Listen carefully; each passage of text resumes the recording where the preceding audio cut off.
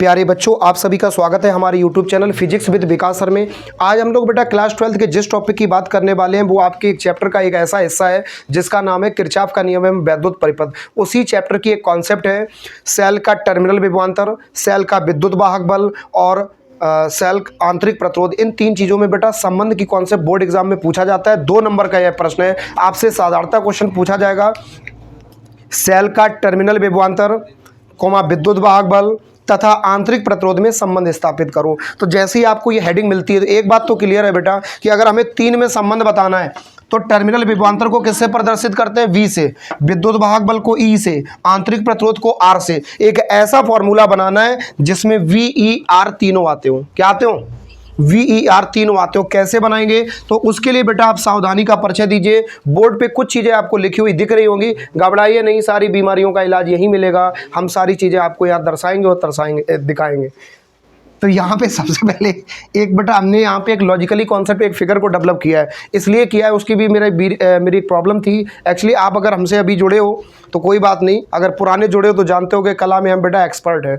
कला के ज़माने के हम अपने समय के जेलर रहे हैं, तो इस हिसाब से हमने पहले ही चित्र को बना लिया।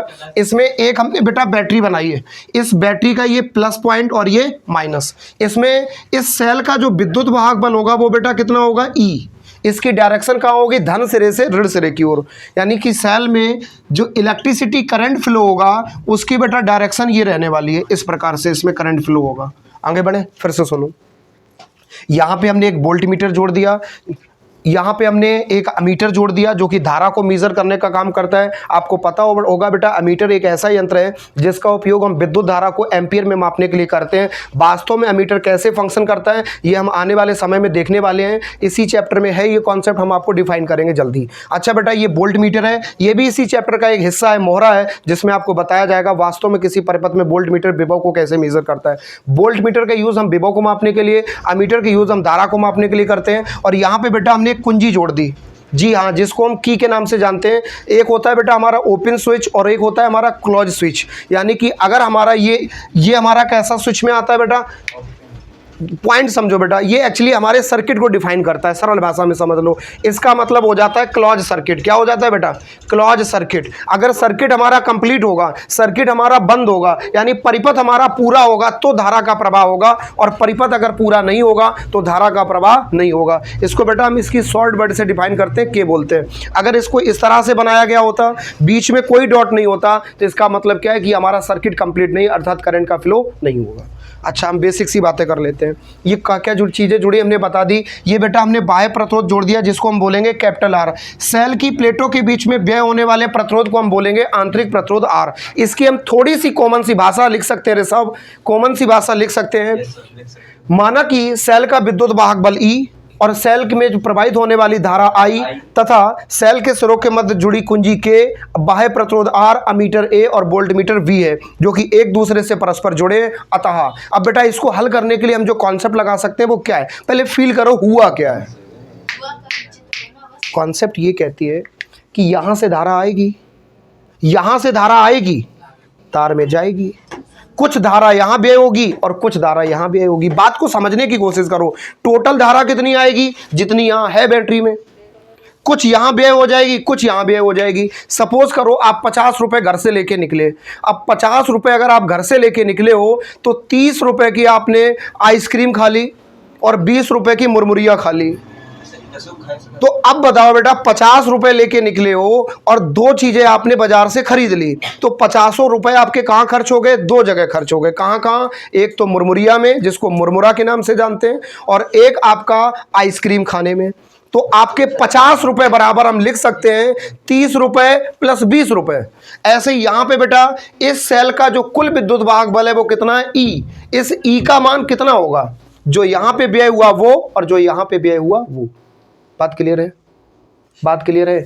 विद्युत ऊर्जा सिर्फ 2 जगह खपत हो रही है, एक तो यहाँ पर और एक यहाँ पर। ये है बाह्य प्रतिरोध जो कि मुख्य प्रतिरोध है, ये हमारा आंतरिक प्रतिरोध है जो सेल की प्लेटों के बीच में खपत होगा। यानी हमारी बैटरी से आने वाली कुल ऊर्जा 2 जगह खपत होगी। इस सिद्धांत को हम एक नियम के नाम से जानते हैं जिसको सुनते हैं ऊर्जा संरक्षण का सिद्धांत। ऊर्जा संरक्षण का सिद्धांत कहता है कि इस ब्रह्मांड की कुल ऊर्जा कांस्टेंट है जो कभी परिवर्तित ही नहीं होती, सिर्फ एक रूप से दूसरे रूप में बदलती रहती है। ऐसा आपने कई बार सुना और पढ़ा होगा, क्लास 8th में ये कॉन्सेप्ट पढ़ी होगी, लॉ ऑफ एनर्जी कंजर्वेशन। इधर सुनिए, इसके बाद में बेटा यहां से अब देखो ये ई का मान हम किसके बराबर कर सकते हैं, यहां और यहां इन दोनों के योग के बराबर हो जाएगा। जैसे 50 रुपए बराबर आइसक्रीम वाले रुपए प्लस मुरमुरिया वाले रुपए, ऐसे लिख सकते हैं। तो सबसे पहले बेटा निकालते हैं सेल का कुल विद्युत वाहक बल, फिर यहां का विद्युत वाहक बल, फिर यहां का, और इन दोनों को जोड़ दो, इसके बराबर कर दो, हो गया। लिखेंगे प्रश्नानुसार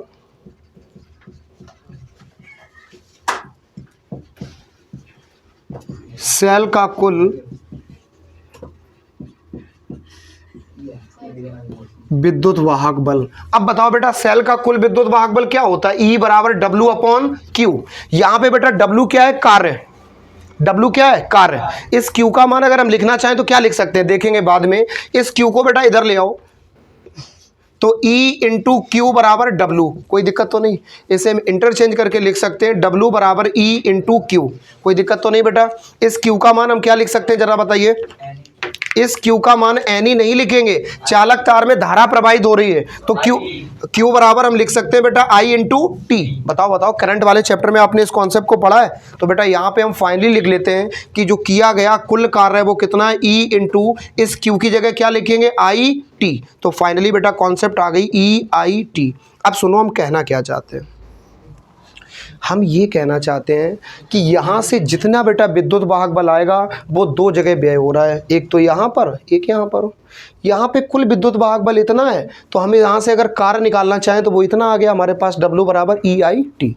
दूसरी बात, जितना यहाँ से कार्य करना पड़ रहा है वो कार्य कहाँ गया, यहाँ पे, यानी इस कार्य का मान इस कार्य प्लस इस कार्य के बराबर होगा। तो हम पहले अब यहाँ पर बेटा कुल हमने कार्य निकाल लिया, और ये कुल कार्य जो करना पड़ा है वो किन किन भागों में विभाजित हुआ, यहाँ और यहाँ, इन दोनों के लिए अलग अलग कार्य निकाल लो। तो सबसे पहले बेटा हम बाह्य प्रतिरोध के लिए कार्य निकाल लेते हैं।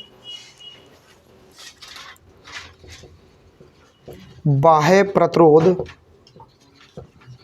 के लिए कार्य, बोर्ड पे कंसंट्रेट करो बेटा।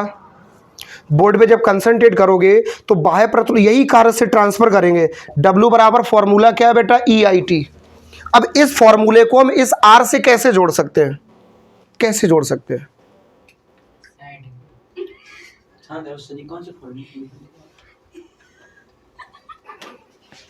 एक मिनट रुक जाओ बेटा। चलो इधर देखते हैं, ये बच्चे बहुत बात करते हैं, शैतानी करते हैं। यहाँ पे एक्चुअली बेटा अब नेक्स्ट फॉर्मेट अप्लाई कर रहे हैं कि हम बाह्य सरों के मध्य प्रतिरोध के लिए हम बेटा क्या निकाल रहे हैं, बेटा विद्युत वाहक बल या कार्य निकाल रहे हैं। तो W बराबर इसी कॉन्सेप्ट इसको जनरेट करेंगे। W बराबर क्या हो जाएगा, EIT। हमें पता है, हम पहले भी आपको बता चुके हैं, किसी सेल का विद्युत वाहक बल यहाँ पे क्या है, E। और आपको हमने एक बात बताई थी कि विभवांतर का मान विद्युत वाहक बल के बराबर होता है। आप चाहो तो वीडियो देख सकते हो, टर्मिनल विभवांतर और विद्युत वाहक बल में संबंध वाला कॉन्सेप्ट बताया है। E बराबर हमने क्या सिखाया था, V, यानी विद्युत वाहक बल और टर्मिनल विभवांतर लगभग एक दूसरे के बराबर होते हैं। E की जगह हम क्या लिख सकते हैं, V, यानी यहां पर विद्युत वाहक बल E है, लेकिन यहां पे बेटा जो हमारा विभवांतर है वो कितना है, इसके लिए V कितना है, यहां पे विभवांतर V है। तो बस हम एक फॉर्मेट यहां पे लगाएंगे, इस E की जगह पे, इस E की जगह पे हम क्या लिख सकते हैं बेटा, V मान रखो। तो फाइनली हमारा हो गया W बराबर VIT। इतनी बात क्लियर हो गई। ये किसका मान निकल आया बेटा, बाह्य प्रतिरोध के लिए। किसके लिए निकल आया, बाह्य प्रतिरोध के लिए। अब हम लिखेंगे बेटा आंतरिक प्रतिरोध में कार्य, क्या निकालेंगे बेटा, इधर कंसंट्रेट करो, तुम तीनों बहुत बटोगे, लोफड़ी करके रह जाते हो। आंतरिक प्रतिरोध में कार्य कितना होगा, फिर से इसी फॉर्मेट को ले लो, यहां ले लो बेटा इस फॉर्मेट को। तो W बराबर हम फिर से क्या लिखेंगे, EIT। बताओ इतनी बात क्लियर हुई, क्या लिखेंगे हम, W बराबर EIT। लेकिन हमने आपको क्या बताया था, इस प्लेटों के बीच में भी जो प्रतिरोध नष्ट होगा उसको हम विभवांतर से मानेंगे। किससे मानेंगे, तो इस E की जगह पे हम क्या लिखेंगे बेटा, V, क्या लिखेंगे। लेकिन इसके सिरों के मध्य जो विभवांतर व्यय होगा वो सबसे ज्यादा होगा, इसलिए हमने विभवांतर को क्या लिया था बेटा, V। इसके सिरों के मध्य जो प्रतिरोध नष्ट होगा वो क्या होगा, कैपिटल R। जबकि इसमें और इसमें अंतर ही क्या है, इसके मध्य जो प्रतिरोध होगा वो कितना होगा, स्मॉल r। तो विभवांतर को भी हम क्या मानेंगे बेटा, small r, small v, sorry क्या मानेंगे, स्मॉल v। बस हम ये कहना चाहते हैं यहाँ पे जो कैपिटल है इसका मान किसके बराबर होगा, स्मॉल v। बात समझ में आई, क्योंकि यहाँ पे बेटा प्रतिरोध भी स्मॉल r है, ना के बराबर है, तो विभवांतर भी ना के बराबर होगा। फाइनली हम फॉर्मूला लिख सकते हैं स्मॉल वी आई टी। फिर से समझ लो बेटा, इस कैपिटल वी का मतलब है बाह्य प्रतिरोध के सिरों के मध्य कुल विभवांतर, इस स्मॉल वी का मतलब है इस आंतरिक प्रतिरोध के सिरों के मध्य विभवांतर। अब यहाँ पे बेटा इस W बराबर फॉर्मूला तो आ गया VIT, लेकिन हम ये कैसे प्रूव करें कि हमें एक ऐसी कॉन्सेप्ट बना के देनी है जिसमें आंतरिक प्रतिरोध भी आ रहा हो। क्या तीनों में आंतरिक प्रतिरोध कहीं है? नहीं है। तो हम रूप बदल के लिख सकते हैं, यहाँ पे आंतरिक प्रतिरोध स्मॉल आ रहा है, उसको हम कैसे जनरेट करेंगे? यहाँ पे हम लिख सकते हैं स्मॉल V बराबर, बहुत ध्यान से, ओम का नियम V/I बराबर R पढ़ा है, तो V बराबर क्या होता है? IR, यही तो होता है। इस फॉर्मूले का इस्तेमाल करेंगे तो V बराबर बेटा हम IR लिखेंगे, लेकिन ध्यान रहे जब B स्मॉल है तो R भी कैसी होगी? स्मॉल। याद रहेगा? तो यहाँ पे R कैसी बनाएंगे बेटा? स्मॉल। ये उम्मीद करते हैं ये कॉन्सेप्ट आपके माइंड में चली गई होगी। आंतरिक प्रतिरोध ना के बराबर है, इसके सिरों के मध्य विभवांतर भी ना के बराबर होगा, इसलिए प्रतिरोध भी R लिया स्मॉल और V भी क्या लिया? स्मॉल। I समान रहेगा पूरे तार में। तो फाइनली बेटा इस V की जगह पे हम क्या रख देंगे? IR। W बराबर लिख दो IR, और यहाँ पे किसकी जगह लिखा है बेटा? V की जगह क्या लिखा? IR। IT पहले से है, IT पहले से है। अब इसको हल कर दो, I का I में गुणा करो, I स्क्वायर। R से बोलेंगे नहीं, T से बोलेंगे नहीं। अब कहोगे सर ये क्या क्या निकाला? अब फिर से सुनो, यहाँ पे कुल कार्य, फिर जो यहां करना पड़ा वो कार्य, ये तो कुल कार्य हो गया, टोटल हो गया इस बिंदु ई से, फिर यहां का कार्य प्लस ये इस प्लेटों के बीच में हुआ कार्य। तो हम कह सकते हैं ऊर्जा संरक्षण का सिद्धांत कहता है कि कुल ऊर्जा का मान हमेशा नियत रहता है, ऊर्जा कभी बदलती नहीं है। तो हम कह सकते हैं कि कुल कार्य बराबर ये कार्य प्लस ये कार्य, यानी 50 रुपए आपके पास हैं, यहाँ 50, रिफ्लेक्शन ना करो, मान लो, फिर लोफड़ी ना करो। यहाँ पे बेटा कुल कार्य है, यहाँ ये बाह्य कार्य है और ये आंतरिक कार्य है। मतलब समझो आप घर से मान लो 50 रुपए लेके निकले, तो यहाँ 50 रुपए थे, 30 यहाँ खर्च हो गए, 20 यहाँ, तो हम कह सकते हैं 50 रुपए बराबर 30 रुपए प्लस 20 रुपए, कह सकते हैं। तो हम यहाँ बेटा लिखेंगे ऊर्जा संरक्षण के सिद्धांत से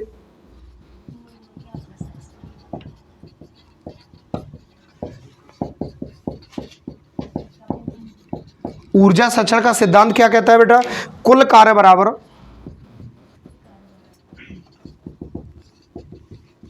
बाह्य कार्य प्लस आंतरिक कार्य। बेटा इस साइड आके मान रख देते हैं।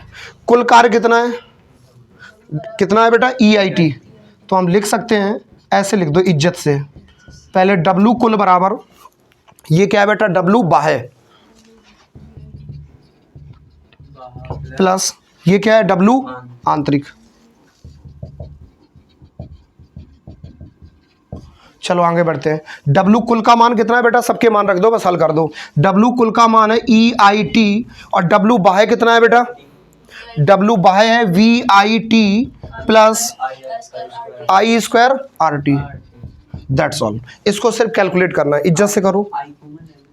EIT को खामोश कर दो। इस साइड देखो बेटा, लेफ्ट साइड तो ऐसे ही लिखा है, IT कॉमन आ रहा है दोनों साइड, देखो इसमें दोनों में IT कॉमन आ रहा है, तो IT हमने कॉमन ले लिया। यहाँ कितना बचा? V प्लस यहाँ से एक I चला गया, कितना बचा? एक I, T तो चला ही गया, और क्या बचा बेटा? R।